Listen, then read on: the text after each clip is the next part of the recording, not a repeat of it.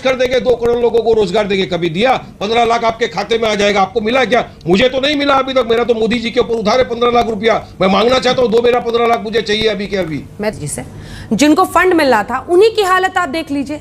कई जगह जहां पर मुअज्जिन को रुपया नहीं मिल रहा है, सैलरीज नहीं मिल रही है, देखरेख के लिए जो सबको रखना है, जो टीचर्स वहां पर पढ़ाते हैं, वही नहीं हो रहा है। शलभ मनी जी, बस सर्वे कराए जा रहे हैं खाता की, किसको किसको काटना है, कहां कहां बुलडोजर चलना है।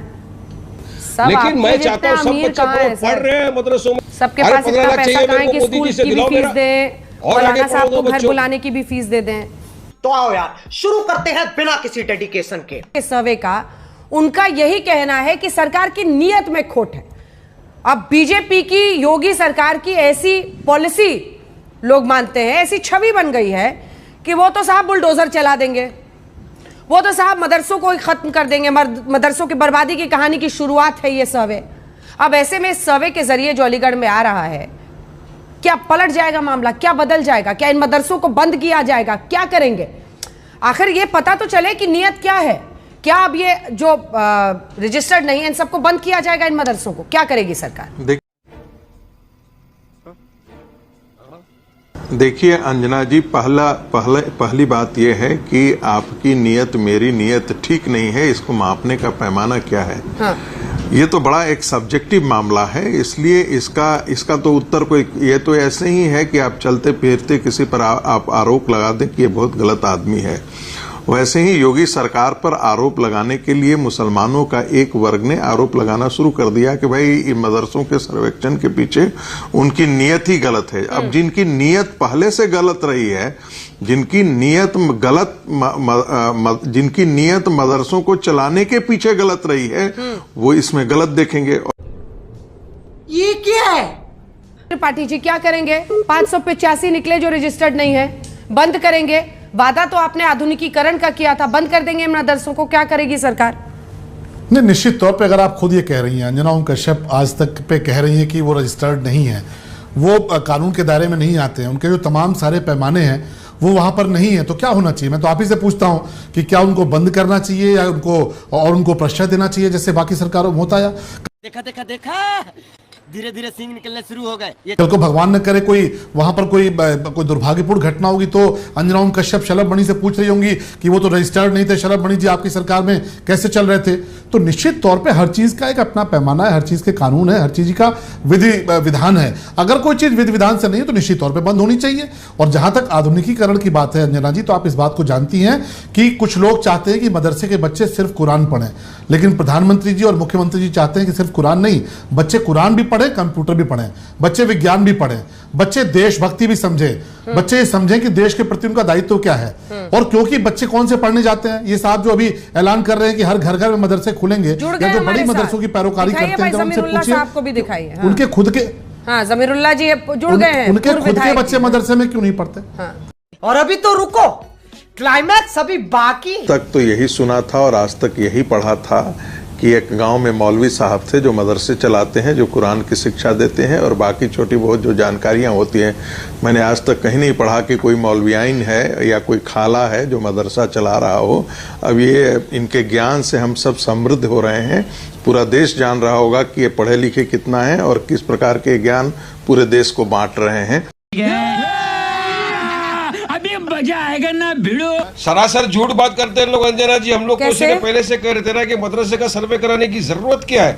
और ये जो प्राइवेट फंडेड मदरसे हैं, प्रोटेक्टेड अंडर आर्टिकल 30 है कि क्या गवर्नमेंट इनको एड देता है क्या इन मदरसाओं को? अब जो गवर्नमेंट बोर्ड के तहत में मदरसे हैं यूपी के अंदर, जो 1600 के करीब मदरसे हैं, उसमें तो आपने 5 साल से पगार नहीं दिया है वहां के लोगों को। 5 महीने का खाली आपने टीचरों को, अलीमों को पगार दिया है। वहां पर तो हमारे पंडित भाई भी आते हैं पढ़ाने के लिए लोगों को।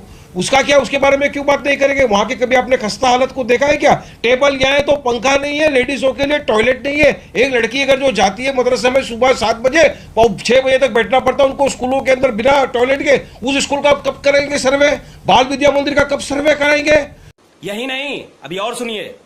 हाँ, वहां सर्वे की जरूरत नहीं दिखी आपको, इसलिए हम बोलते थे इनकी नियतों में खोट है। और अभी संगीत रागी ने कहा कि मुझे आज पता चला कि लेडीज महिलाएं भी पढ़ाती है। अरे सुनिए संगीत रागी जी, गर्ल्स का भी मदरसा है जहां वो पढ़ती है, आलिम बनती है, हाफिज बनती है और मुफ्तियां भी बनती है, और बाद में लोगों को अपने घर में बच्चों को जाके कभी कोई तालीम भी देती है, कभी कभी अपने घर में बुला के ट्यूशन भी देती है मदरसों का। ये लेडीज भी है, हमारी आपाएं हैं पढ़ाने वाली। आपको सब पता नहीं है क्या? तो आप पढ़ के आइए दूसरे को ज्ञान देने के पहले। बात नंबर 2, अंजना जी, ये सब क्यों किया जा रहा है? एक तरफ से मुसलमानों के खिलाफ भाजपा ने जंग छेड़ दी है। ये विश्व हिंदू परिषद, ये आरएसएस, ये संगीत रागी, इन्होंने भाजपा के लोगों ने मुसलमानों के खिलाफ एक जंग छेड़ दी है। इन्होंने शुरू किया अजान से, फिर आ गए नमाज, मदरसा, हिजाब, और अब तो ओपन कॉल दे रहा है परवेश वर्मा रास्ते से खड़े होकर दिल्ली में मोदी जी के 20 मिनट घर के बाहर से कि मुसलमानों का आर्थिक बहिष्कार कर दो। और कौन कौन मेरे साथ खड़ा है? तो लोग चिल्लाते हैं हम सब खड़े, और उसके खिलाफ मोदी जी खामोश, विश्व हिंदू परिषद खामोश, बजरंग दल खामोश, जुदा करने का नारा नहीं दे रहे हैं ना। जगह सलाखों के पीछे होनी चाहिए आर्थिक समाज। अभी आप बोल रहे थे तो खामोश बैठा था। रागी जी की आवाज नहीं चिकी। हमारा दिमाग बहुत गर्म हो चुका है। अगर अनरजिस्टर्ड मदरसे चल रहे हैं तो उसका सच सामने आना चाहिए। ये जो विक्टिम कार्ड आप खेलते हैं ना, बंद कीजिए इसको। खिलवाड़ है ये बच्चों की जिंदगियों के साथ। भी सर्वे करो ना, पता चलेगा। नहीं, विक्टिम कार्ड नहीं। अरे अंजना जी, मैं तो हकीकत बता रहा हूं। हम तो पहले से बोल रहे थे मुसलमानों को टारगेट करना है। ये चाहते नहीं है कि मुसलमान का बच्चा जाके मदरसे में पढ़े।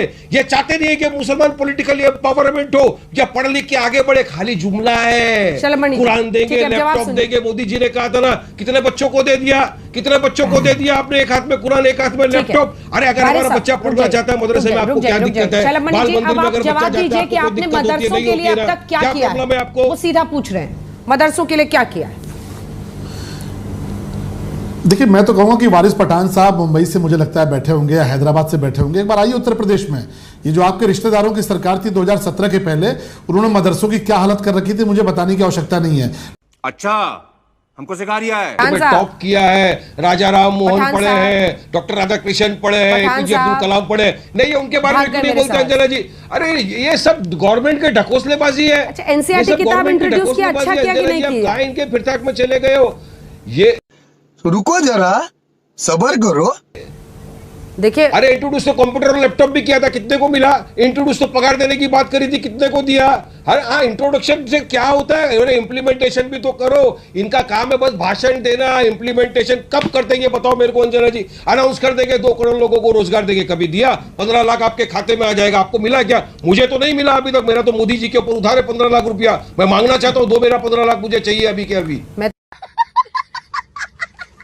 तो कहती हूँ उधार मेरा पैसा। ये झूठ बोलने में माहिर एक्सपर्ट है। देश भर में जितने मदरसे हैं चलाया जा रहा है, एनसीईआरटी की किताबें वहां पढ़ाई जाए, ये मुहिम आप ही उठा लीजिए अपने कंधे पर। बहुत वाहवाही होगी आपकी, और इतने सारे माता पिता भी आपको दुआएं देंगे, क्योंकि वो बच्चे पढ़ेंगे, उस करिकुलम का हिस्सा बनेंगे और कंपटीशन में आज शामिल हो पाएंगे। वारिस साहब,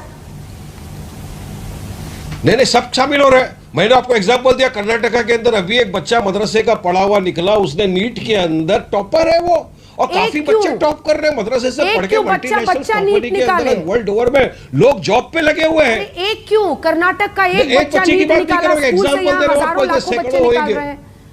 बच्चा निकाले ना नीट। एनसीईआरटी की किताबें हर जगह इंट्रोड्यूस हो। एग्जाम्पल दे रहा हूँ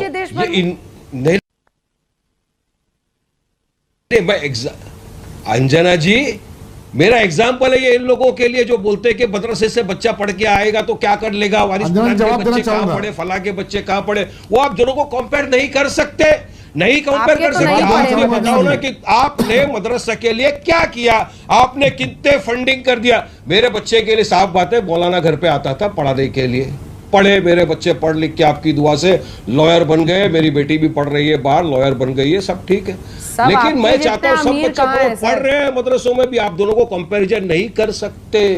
सबके पास इतना पैसा कहाँ है कि स्कूल की भी फीस दे, मौलाना साहब को घर बुलाने की भी फीस दे दें। जली ना, तेरी भी जली ना। तो गवर्नमेंट क्या करेगी? खाली सर्वे अंजना जी, करेगी जवाब देना कि एड भी चाहूंगा। करेगी? अरे एडेड मदरसों को पैसा नहीं दे रहे, एडेड मदरसों की हालत ऐसी है, अंजना जी, चलिए, पंखे शलम भी मनी नहीं जी, है। जवाब मैं तो दीजिए। चाहूंगा आज तक कुछ डोनेशन दे दे। जो भाई, हम लोग रजिस्टर्ड तो करते ही मदरसे हैं, हाँ, पंखा ही लगा दो जिनको शलम फंड मनी जी मिलना वहाँ पे। ठीक है, जवाब सुनिए शलम मनी जी से। जिनको फंड मिल रहा था उन्हीं की हालत आप देख लीजिए। कई जगह जहां पर मुअज्जिन को रुपया नहीं मिल रहा है, सैलरीज नहीं मिल रही है, देखरेख के लिए जो सबको रखना है, जो टीचर्स वहां पर पढ़ाते हैं, वही नहीं हो रहा है शलम मनी जी। बस सर्वे कराए जा रहे हैं खाता की, किसको किसको काटना है, कहां कहां बुलडोजर चलना है। खत्म, bye bye, tata, goodbye, गया।